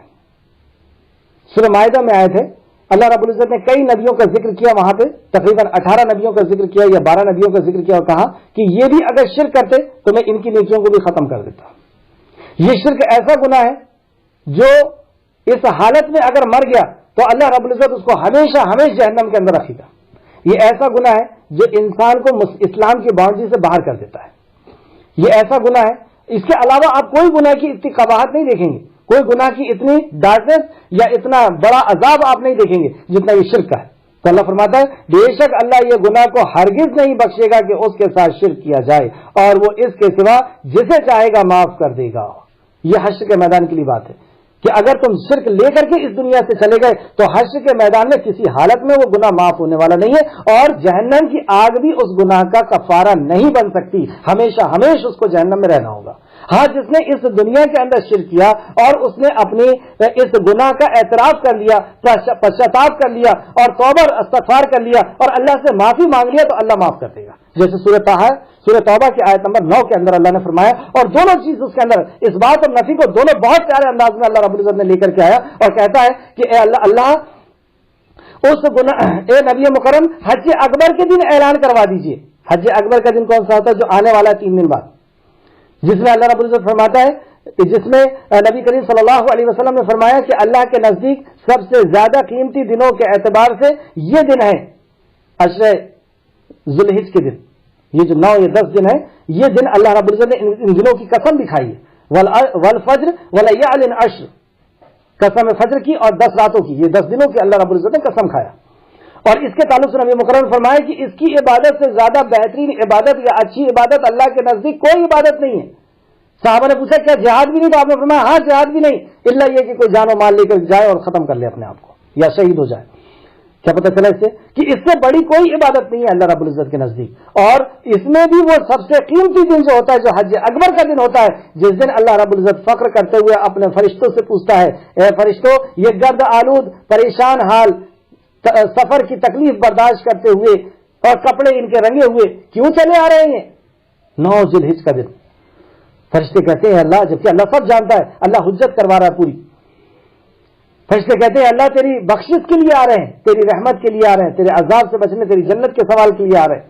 اللہ کہتا ہے کہ گواہ ہو جاؤ میں نے ان سب کو بخش دیا۔ ایسا رحیم و کریم رب، اور اس دن اس کی رحمت اس قدر جوش میں ہوتی ہے جو 9 ربیع الاول کا دن ہوتا ہے، جس دن حاجی عرفات میں کھڑے ہو کر کے اللہ رب العزت کی حمد ثنا اور اپنے گناہوں کی توبہ کرتے ہیں، اس دن اللہ رب العزت اتنا خوش ہوتا ہے۔ لیکن اسی دن اللہ رب العزت ان مشرکوں کے لیے اعلان کروا رہا ہے۔ سورہ توبہ آیت نمبر 3 اللہ فرماتا ہے اے نبی مکرم حج اکبر کے دن اعلان کروا دیجئے کہ اللہ بھی اور اللہ کا نبی بھی ان مشرکوں سے بیزار ہے، مطلب ان کی عبادت کی مجھے کوئی ضرورت نہیں، اللہ کے نبی کو بھی اور اللہ کو بھی ان کی عبادت سے کوئی سروکار نہیں، کوئی اس کا لین دین نہیں۔ یہ حج کرنے کون جاتے ہیں؟ یہ نماز روزہ حج زکات کرنے والے مسلمان جاتے ہیں، لیکن اللہ رب العزت فرماتا ہے کہ اگر انہیں شرک لے کر کے آئے ہیں یہاں پر تو مجھے ان کی عبادت کی کوئی ضرورت نہیں۔ شرک کے ساتھ اللہ رب العزت کسی عبادت کو قبول نہیں کرتا۔ پھر اسی آیت میں آگے فرماتا ہے اللہ، اور اللہ سے بڑا کون رحیم ملے گا؟ اللہ سے بڑا کوئی دنیا کے اندر رحیم نہیں ہو سکتا، اور رحمان جو بھی اس کی صفت ہے وہ لیسا کمثلہ شیء، ویسی صفت کسی کی نہیں ہو سکتی۔ اللہ شرک جیسے گناہ کے بھی تعلق سے فرماتا ہے کہ اگر یہ توبہ کر لے تو میں ان کی توبہ قبول کروں گا۔ تو شرک کی بھی اگر ہم توبہ کریں گے اور سچے من سے توبہ کریں گے اور دوبارہ لوٹنے کا ارادہ نہ ہوگا تو اللہ رب العزت توبہ قبول کرے گا۔ لیکن اگر شرک کی حالت میں اس دنیا سے چلے گئے، ایک شرک لے کر کے چلے گئے، ایک دھاگا پہن کر کے، ایک اللہ کے علاوہ کسی غیر سے ہونے کا یقین، یہ شرک ہے۔ اللہ کے علاوہ کسی اور سے رزق کے ملنے کا، عزت کے ملنے کا، شہرت کے ملنے کا اور حفاظت کے ملنے کا، اللہ کے علاوہ کسی سے بھی کچھ حاجت روائی اور مشکل کشائی کا یقین کوئی ایک چیز بھی اگر ہے، اور ساری عبادتیں لے کر کے گئے، نماز روزہ حج زکات اور सैकड़ों लोगों को इस्लाम कबूल करवा के और सारी नेकियां लेकर के गए।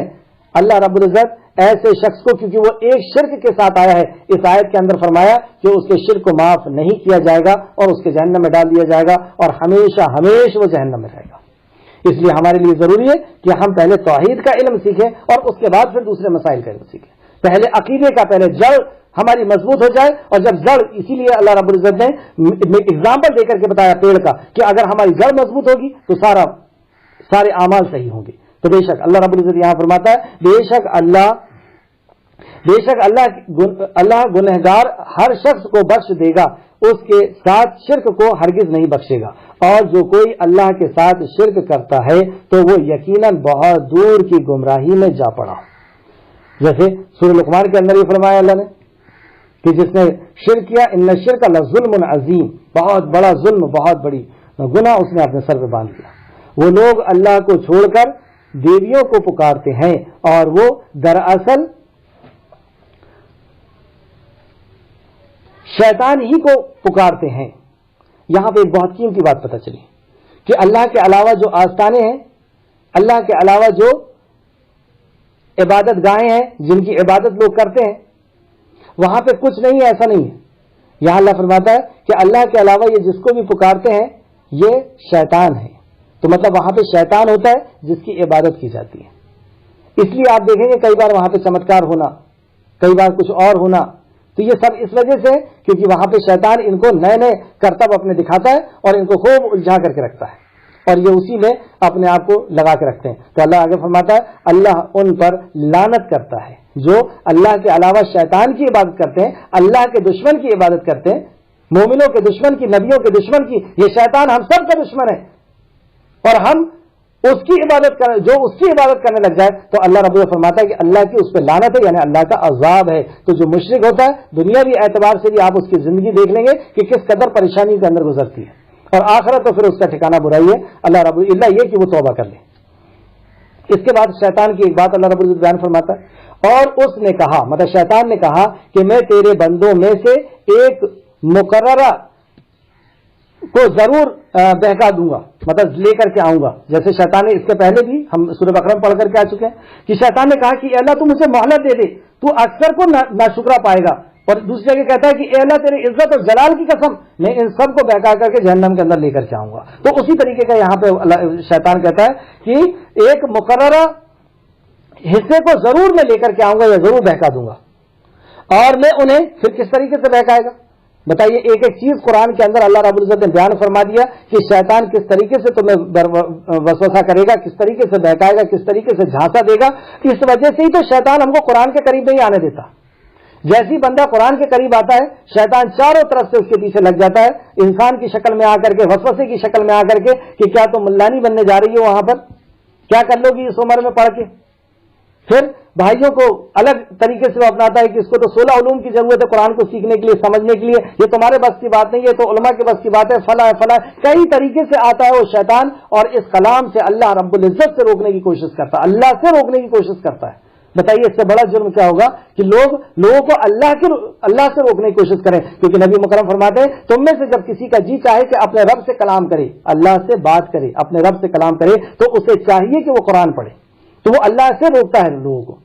और इसीलिए अल्लाह रब्बुल इज्जत ने फरमाया कि जब भी तुम कुरान के करीब जाओ, कुरान को पढ़ना चाहो तो क्या करो, जब तुम कुरान को पढ़ो तो पहले आऊज़ु बिल्लाहि मिनश शैतानिर रजीम कह लो कि अल्लाह मुझे शैतान से बचा ले। क्योंकि जब कुरान के करीब आप जाएंगे तो शैतान चारों तरफ से आपके ऊपर अटैक करेगा और रोकने की कोशिश करेगा। तो यहां पे अल्लाह फरमाता है कि वो किस तरीके से गुमराह करने की कोशिश करता है, उसकी चालों को देखते हैं हम। और मैं उन्हें गुमराह करूंगा, वो उन्हें उम्मीदें दिलाऊंगा। आप देखें जितने भी हम गुनाह करते हैं उसके पीछे कोई ना कोई उम्मीद होती है। जब ब्याज पे पैसे लेते हैं, घर बन जाएगा साहब, गाड़ी आ जाएगी, फला इज्जत हो जाएगी। चोरी करते हैं उसके पीछे भी कुछ ना कुछ दुनिया की चाहत, उम्मीदें होती हैं। जिना कर रहे हैं, कुछ भी जो भी गुनाह करते हैं उसके पीछे दुनिया की, गीबत कर रहे हैं, चुगली कर रहे हैं, झूठ बोल रहे हैं, उसके पीछे भी दुनिया की कुछ ना कुछ उम्मीदें होती हैं। और यही उम्मीद आदम अलैहिस्सलाम को भी कहा था उसने कि इस दरख्त के करीब चले जा, तेरा शुमार इज्जत वालों में हो जाएगा, फरिश्तों में हो जाएगा, और तुझे हमेशा हमेशा की जिंदगी मिल जाएगी। क्योंकि फरिश्तों में से हो जाएगा तो मौत नहीं होगी, तुम्हें हमेशा के लिए जन्नत मिल जाएगी, बस एक बार चला जावा। तो ये उम्मीद दिलाता है। اور امید میں کے بعد امید کے اندر پھر 2 گناہ کا اس نے یہاں پہ بیان کیا جو بہت سنگین جرم ہے.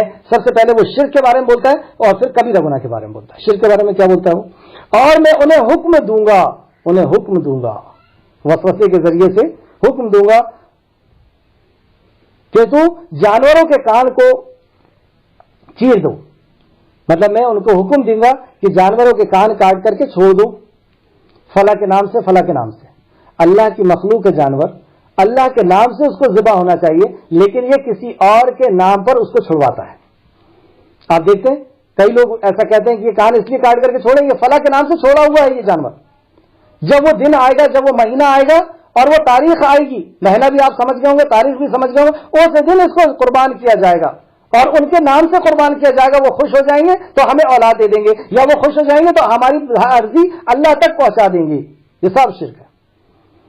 اللہ کی مخلوق کو اللہ کے غیر کے لیے ذبح کرنا, اللہ کی مخلوق کو اللہ رب العزت کے علاوہ کسی اور کی رضا کے لیے قربان کرنا, یہ رزق اللہ کا دیا ہوا ہے, اللہ کے علاوہ کسی اور کو چڑھاوا چڑھانا, یہ سب اللہ رب العزت نے اس کو شرک کہا ہے. تو شرک کی وہ دعوت دیتا ہے کہ کان کاٹ کر کے چھوڑ دو, اور پھر دوسرا کیا کہتا ہے, اور میں انہیں حکم دوں گا کہ وہ اللہ کی بناوٹ میں رد و بدل کر دے. اللہ کی تخلیق میں رد و بدل کرنے کا میں ان کو حکم دوں گا. اللہ کی تخلیق, اللہ رب العزت نے جس چیز کو پیدا کیا ہے, جس چیز کو بنایا ہے, اس میں نقص نکالے گا. وہ اس کی تخلیق میں رد و بدل کیوں کرے گا؟ کیونکہ اس کو وہ تخلیق پسند نہیں آئی. استغفر اللہ. اللہ رب العزت نے کوئی چیز بنائی ہے اور یہ حقیر نطفے سے پیدا ہوا انسان, اس کو وہ چیز پسند نہیں آ رہی.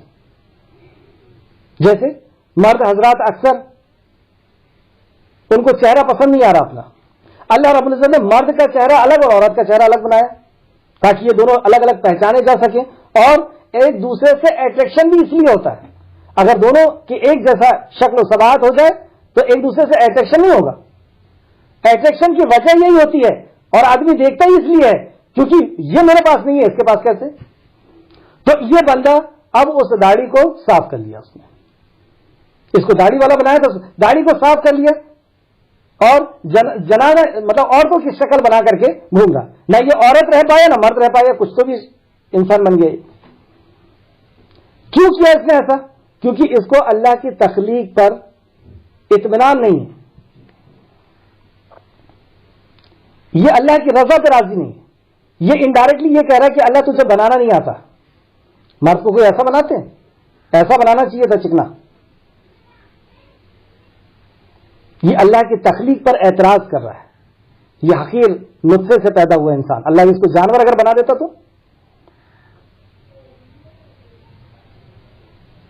اور اسی طریقے سے کچھ بہنیں بھی کرتی ہیں کہ اللہ رب العزت نے اس کو تخلیق کیا, اس کا جس چہرہ بنایا ہے, لیکن پلکوں کے اوپر جو بال ہے جس کو بھاؤ کہتے ہیں, وہ یہ کہتی کہ اللہ تجھے بنانا نہیں آتا پلکیں بھاؤ, یہ تو اتنی باریک ہونا چاہیے تھا, اور یہ تو ایسے ڈیزائن کی ہونا چاہیے تھا. اور وہ جا کر کے اس کو اپنے حساب سے اللہ کی تخلیق کو چینج کرتی ہیں. بات ٹھیک نہیں ہے, وہ بیچ میں سے سوراخ کرتی ہیں تاکہ اٹریکشن کا باعث بنے, لوگ اس کی طرف دیکھیں. ان سب کے تعلق سے ایک حدیث دیکھ لیں, بخاری شریف حدیث نمبر 4886, مسلم شریف حدیث نمبر 5931. اس کو 360 میں جا کر کے اور دوسری جگہ جا کر کے آپ دیکھیں گے حدیث کی کتابوں میں, تو آپ کو یہ ڈیٹیل میں بہت بڑی حدیث ملے گی. اس میں تھوڑا حصہ بتا رہا ہوں.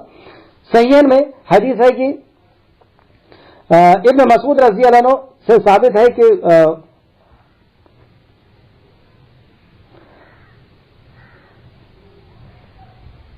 باروایت صحیحین میں باروایت حضرت ابن مسعود سے رضی اللہ عنہ سے ثابت ہے کہ گودنے والی, مطلب جو جسم کے اندر ٹیٹو وغیرہ بناتے ہیں, گودواتے ہیں, گودنے والی, کیونکہ یہ ایسا سمپل اور پلین جسم اچھا نہیں ہوتا, اس کے اندر کچھ ڈیزائن ہونا تھا, کچھ پھول وول بنے ہونا تھا. اللہ رب العزت تجھے بنانا نہیں آتا, دیکھ اس طریقے سے بنتے ہیں, اور وہ اپنے جسم کے اندر ڈیزائن. مطلب آپ سوچیں, میں بول اس لیے رہا ہوں کہ ہم سوچیں کہ ہم کس کے اوپر اعتراض کر رہے ہیں, اللہ کی بناوٹ کے اوپر اعتراض کر رہے ہیں.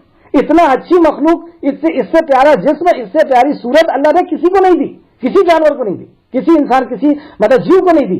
جتنی اچھی صورت اور جتنی اچھی صباحت انسان کو اللہ رب العزت, اللہ نے اپنے ہاتھ سے بنایا انسان کو, اور اس کے اندر اعتراض نکال رہا ہے. کہ یہ ٹھیک نہیں بنایا تم نے. مطلب ہم کیا کر کے رہے ہیں, کتنا بڑا جرم کر رہے ہیں ہم اپنے رب کے ساتھ. تو جو گندرا گندواتی ہیں اور گندنے والی, مطلب جو ٹیٹو بناتے ہیں اور بنانے والی, اور چہرے کے بال صاف کرنے والی اور کروانے والی, اور حسن کے لیے دانتوں میں فاصلہ کرنے والی, اور اللہ تعالی کی تخلیق کو بدلنے والی عورتوں پر اللہ نے لعنت کی ہے. اللہ کی تخلیق کو بدلنے والی عورتوں پر, یہاں پہ تخلیق کو بدل کر کے اس قسم کی جتنی بھی تخلیق کو بدلا جائے گا, جیسے آج کل میل فیمیل کو بھی چینج کرنے کی کوششیں ہو رہی ہیں, اور اس پہ بھی سائنس کام کر رہا ہے, اور میل کو ساتھ میں رہنا, فیمیل کو ساتھ میں رہنا, اس طریقے کی اللہ کی تخلیق کو, اور اللہ نے جس تخلیق کو جس طریقے سے پیدا کیا اس کو بدلنے کی کوشش کرتے ہیں. تو انہوں نے فرمائے کہ میں اس پر لعنت کرتا ہوں, اور کیوں نہ کروں جس پر رسول کریم صلی اللہ علیہ وسلم نے لعنت فرمائی, اور اس کا اللہ تعالیٰ کی کتاب میں بھی ذکر ہے. مطلب کیوں نہ میں لعنت کروں جس پہ اللہ کے نبی نے لعنت کی اور جس کا کتاب میں بھی ذکر ہے. تو صحابی کہتی ہیں کہ میں نے تو قرآن پورا پڑھا ہے, قرآن میں تو کہیں ایسا نہیں آیا کہ چہرہ بنانے والی اور اس پہ اللہ کی لعنت ہوتی ہے. تو آپ نے فرمایا کہ کیا تم نے وہ کلام کا حصہ نہیں پڑھا جس میں اللہ نے فرمایا وما آتاکم الرسول فخذوہ, جو اللہ کے نبی تمہیں دے اسے لے لو, وما نہنکم عنہ, تو اور جس سے روک دے اس سے تم رک جاؤ. تو یہ اللہ کے نبی نے اس چیز سے روکا ہے اور اس چیز کو کرنے کا حکم دیا ہے. تو یہاں پہ شیطان کا جو وسوسہ تھا تو وہ امید دلاتا ہے, دوسرا وہ شرک کی طرف دعوت دیتا ہے, اور تیسرا کبیرہ گناہوں کی طرف دعوت دیتا ہے. اور جو شخص اللہ کو چھوڑ کر شیطان کو اپنا دوست بنا لے تو وہ یقیناً کھلی نقصان میں ہے. تو یہ شیطان کو اپنا دوست بنانا ہے کہ ہم اللہ رب العزت کے دین کو چھوڑ کر کے, نبی کے دین کو چھوڑ کر کے, اور شیطان کے طریقے پہ چلیں, شیطان کے طریقے سے کھائیں پیے رہیں, اور اپنے چہرے اور اپنے جسم کو بنائیں اور اپنے لباس کو رکھیں. یہ سب شیطانی راہ ہے اور اللہ رب العزت اس کو پسند نہیں کرتا. شیطان لوگوں سے وعدہ کرتا ہے اور انہیں امیدیں دلاتا ہے. پھر اللہ نے ریپیٹ کیا, شیطان وعدہ کرتا ہے, امیدیں دلاتا ہے, مگر شیطان کے سارے وعدے فریب کے سوا کچھ نہیں. بے شک شیطان کے جتنے بھی وعدے ہیں سب فریب ہیں, اور کل حشر کے میدان میں جب اس کو کھڑا کیا جائے گا تو وہ یہ کہہ دے گا کہ میرا وعدہ تو جھوٹا تھا, اور تمہیں تو دلیلوں کے ساتھ نبی کریم صلی اللہ علیہ وسلم بلا رہے تھے, تمہارے پاس تو دلیلیں تھی, قرآن تھا, حدیث تھی, تم نے اس کو چھوڑ دیا اور میرے فریب میں تم آ گئے.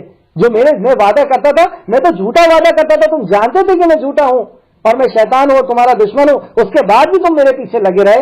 میرے پہ ملامت مت کرو, چلو جاؤ یہاں سے نکلو. اور شیطان بھی اپنے پاس سے بھگا دے گا کہ میرے پر ملامت مت کرو, میں تو بغیر دلیل کے بلاتا تھا. دلیل کے ساتھ تو تمہیں بلایا جاتا تھا, تمہارے پاس تو دلیل تھی اور تم نے اس کی نہیں مانی, اللہ کی نہیں مانی, میری بات مانے, چلو نکلو یہاں سے. اس طریقے سے شیطان بھی وہاں سے نکال دے گا. اور ان لوگوں کا ٹھکانہ جہنم ہے. اور ایسے لوگ کہاں جائیں گے جن کا ٹھکانہ جہنم ہے, وہ اس سے چھٹکارے کے لیے کوئی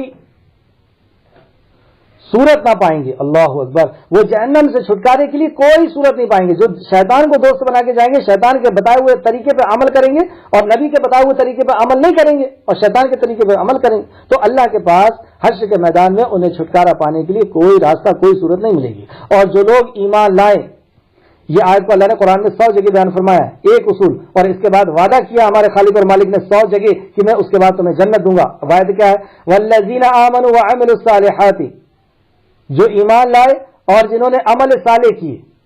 اور اس ایک بات کو سمجھانے کے لیے اللہ کے نبی کی 23 سالانہ زندگی لگائی گئی نبوت کے بعد کی. 13 سال الا الذین آمنوا کو اللہ کے نبی نے سمجھایا مکہ کے اندر, اور مکہ کے اندر جتنی بھی آیتیں نازل ہوئی, جتنا سلیبس نازل ہوا, وہ صرف ایمان کا تھا, یعنی عقیدے کا, توحید کا. اور اس کی مثال اللہ رب العزت نے پیڑ سے دے کر کے بتائی کہ یہ پیڑ ہے کہ جڑ ہے. پیڑ بھی 2 حصے میں ہوتا ہے, مسلمان بھی 2 حصے میں ہوتا ہے, ایک الذین آمنوا, دوسرا عمل صالحہ. ایک ایمان جو اس کے اندر ہوتا ہے اور عمل صالح جو اس کے سامنے نظر آتا ہے, جو باہر سے دکھتا ہے. تو جتنا اچھا اندر ایمان ہوگا اتنے اچھے عمل نمودار ہوں گے. اگر کسی کے نماز روزہ حج زکات میں کمی ہے تو آپ یہ سمجھ جائیے کہ اس کی جڑ میں کمی ہے, یعنی اس کے عقیدے میں گڑبڑی ہے, اس کے ایمان میں کمی ہے. تو ایمان کو بنانے کے لیے, ایمان کو سمجھانے کے لیے نبی مکرم کے 13 سال لگے. اور 13 سال جو قرآن نازل ہوا مکہ کے اندر, وہ مکی قرآن کہلاتا, مکی صورتیں کہلاتی ہے. اور مکہ کے اندر 12 13 साल तक सिर्फ इस अकीदे के ऊपर बात की गई। तो यहाँ फरमाया इल्लल लज़ीना आमनू, जो ईमान ले आए, यानी ईमान के मसाइल को समझ ले, ईमान को अपने अंदर दाखिल कर ले, और फिर अमल साले यानी नबी मुकर्रम सल्लल्लाहु अलैहि वसल्लम के तरीके पर और इखलास के साथ अमल करे, तो हम जल्द उन्हें ऐसे बागों में दाखिल करेंगे जिनके नीचे नहरें जारी हैं। सुभान अल्लाह, अल्लाह उनको जन्नत के अंदर दाखिल करेगा, और ऐसी जन्नत जिनके नीचे नहरें होंगी, वो उनमें हमेशा रहेंगी।